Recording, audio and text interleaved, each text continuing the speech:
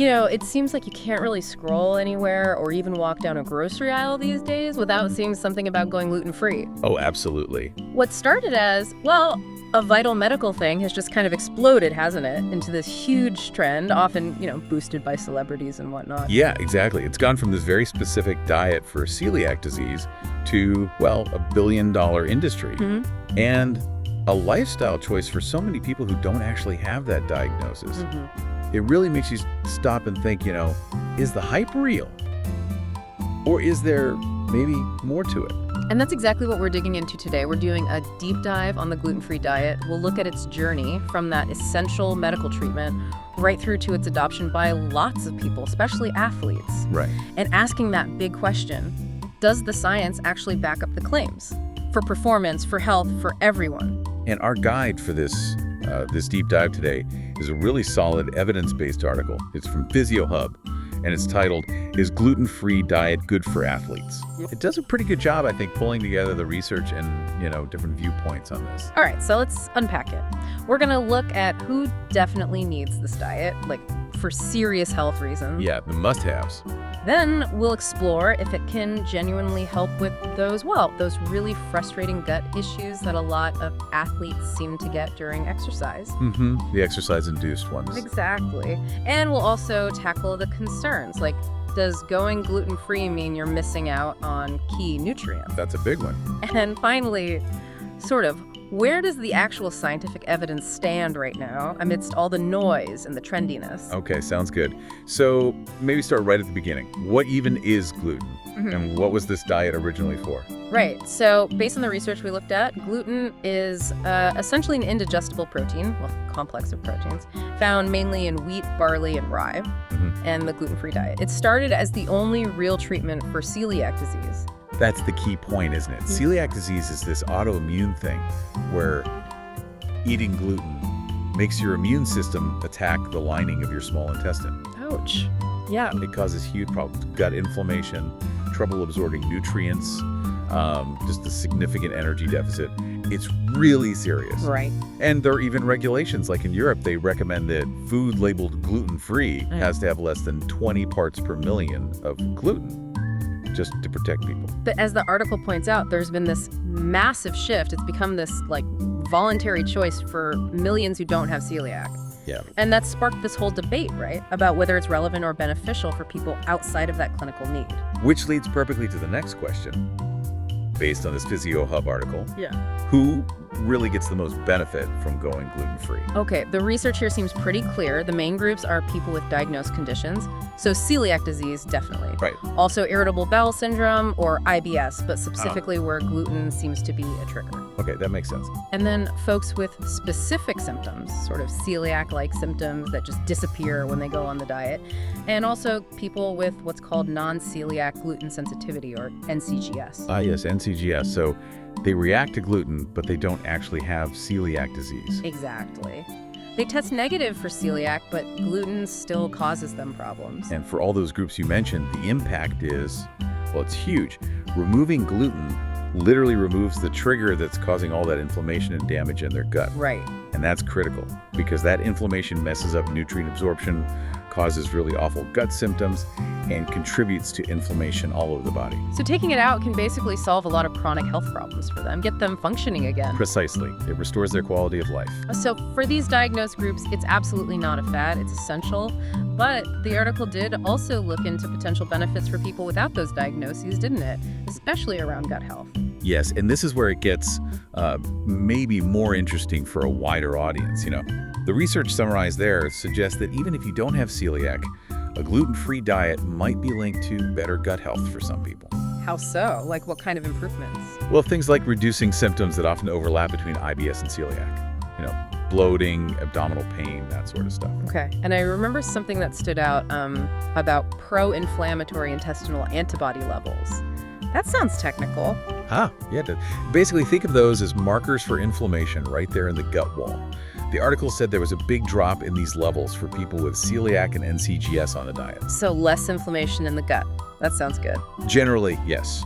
Definitely a positive sign. It also mentioned something about diarrhea, specifically linked to really intense exercise that seems super relevant for athletes. Exactly. And what's kind of amazing is how fast some people apparently see these gut improvements.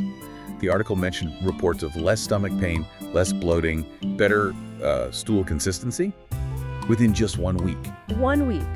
Seriously, that's really quick. Right. And then over 4 weeks, even more stuff, like improved bowel motility things, moving better, less cramping, less gas, and even improvements in intestinal mucosal permeability. Okay, intestinal mucosal permeability. Break that down for us. Good question. It basically means how leaky your gut lining is. A healthy gut is a good barrier, lets nutrients in, keeps bad stuff out. If it's too permeable, leaky, that barrier isn't working right.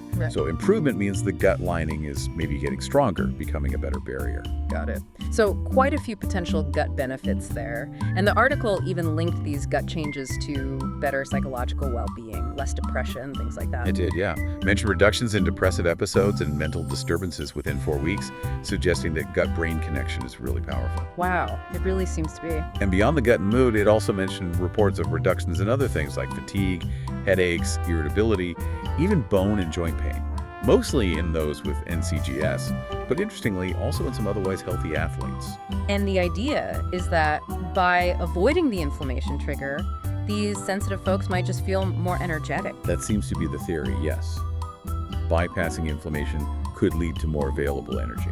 What I found really interesting was that the article acknowledged purely anecdotal stuff too. You know, people who just tried the diet themselves, no diagnosis, and said they felt better. Yeah, it connected that potential feeling of better, not necessarily just to removing gluten for everyone, but maybe to the act of paying more attention to food. Like choosing more whole foods, lean protein, fruits, veggies, making more mindful choices overall. Exactly. That itself could be a big factor for some people feeling healthier, regardless of the gluten aspect specifically. Which brings us neatly to the big debate and some pretty serious concerns that were raised.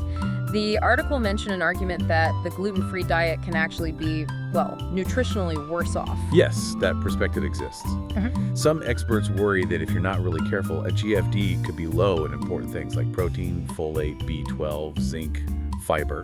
And on the flip side, that some processed gluten-free replacement foods might be higher in, say, saturated fats, cholesterol, or even certain metallic micronutrients. Metallic micronutrients? Like what? Iron, zinc, and why would they be higher? Is that bad? Exactly. Things like iron, zinc, maybe copper.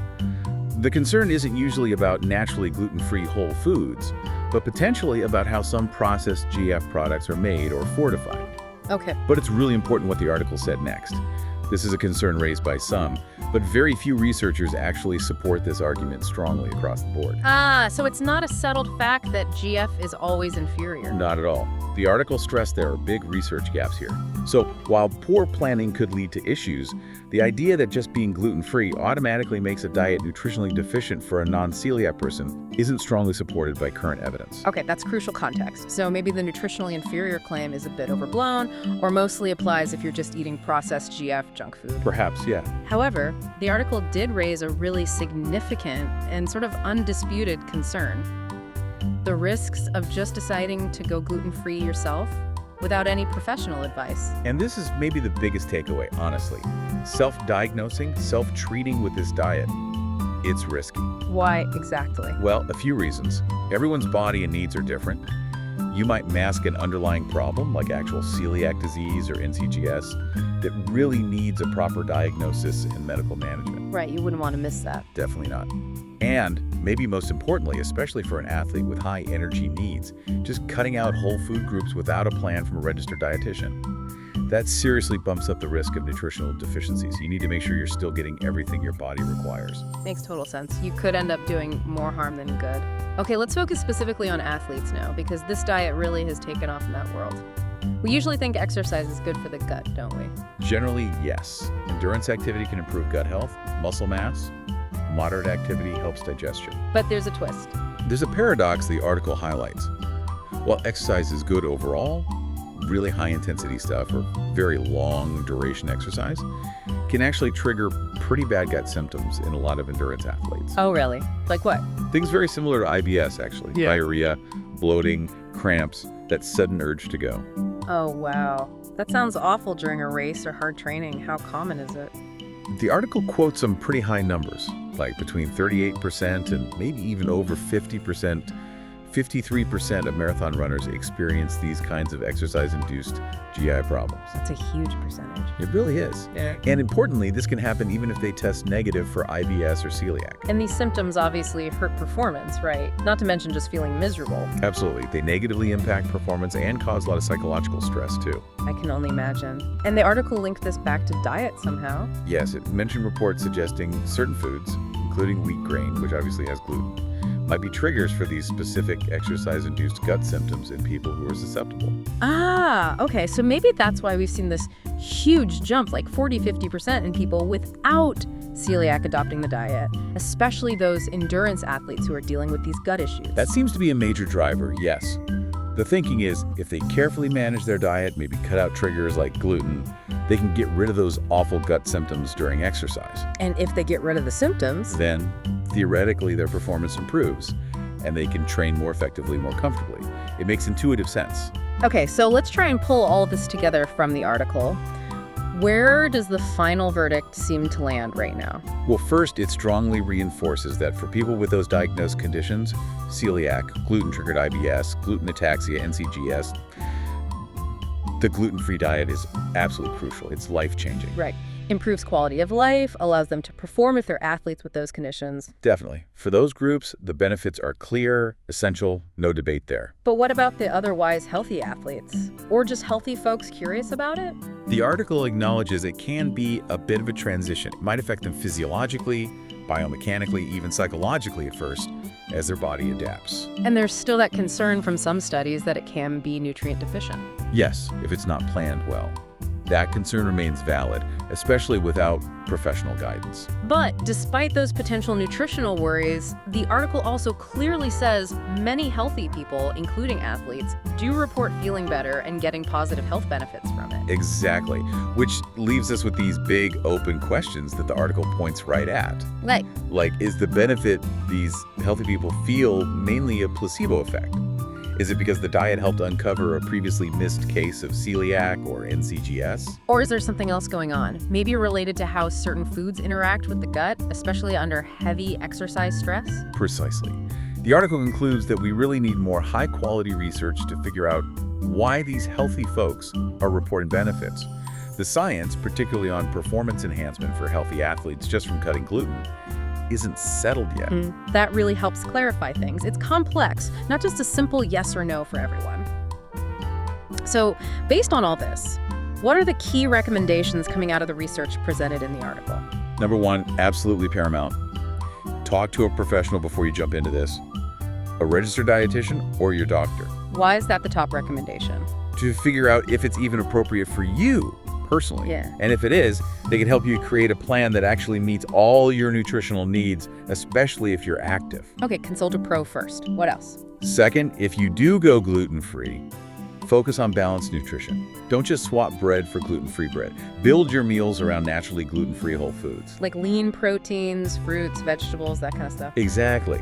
Load up on those nutrient-rich foods to avoid missing out on important vitamins and minerals. Good advice. Anything else? And finally, listen to your body. Pay attention to how you feel on the diet. Notice any changes, good or bad. And talk about those changes with your dietitian or doctor. Yes. Discuss any persistent symptoms or concerns. It's about finding a personalized approach that works for your unique body and refining it over time. Okay, that seems like a really solid wrap-up of our deep dive into this Physio Hub article. We've seen gluten-free is absolutely vital, life-changing for some people with specific medical conditions. Essential. We've looked at its potential, maybe, for helping others with those tricky exercise-induced gut problems. We've weighed the important nutritional warnings. Especially about doing it without a plan. Right. And highlighted that need for more solid science, particularly for healthy individuals just looking for an edge or feeling better. It really just drives home the point that diet is so individual, isn't it? What works wonders for one person might be unnecessary or even not great for someone else. So, thinking about you listening, what does this all mean? Maybe you're an athlete struggling with gut issues you can't figure out. Maybe you're just considering dietary changes because you've heard the hype or you don't feel your best. Or maybe you're just curious. Right. I think the main message is that popularity and what celebrities are doing isn't the same as personalized, evidence-based advice. Understanding the why behind a diet choice is so important. And accepting that for some aspects of this, the science is still trying to catch up with the trend. Which kind of leaves us with this final thought to chew on. The article clearly states many healthy people report feeling better on a GF diet. This is despite expert concerns about nutritional completeness for some, and the very real possibility of a placebo effect. So does that suggest the benefit they feel isn't just about removing gluten itself? Could it be more about the positive knock-on effects of simply paying more attention to food, choosing more whole foods, being more mindful? That's definitely one possibility. Could it be that the gut-brain connection, especially in athletes putting their bodies under intense stress, is so strong that even a perceived reduction in gut triggers translates into real, tangible improvements in how they feel and perform? It's fascinating, isn't it? The intersection of diet, psychology, physiology. Absolutely. It's something to ponder, perhaps, as you navigate your own relationship with food, health, and maybe even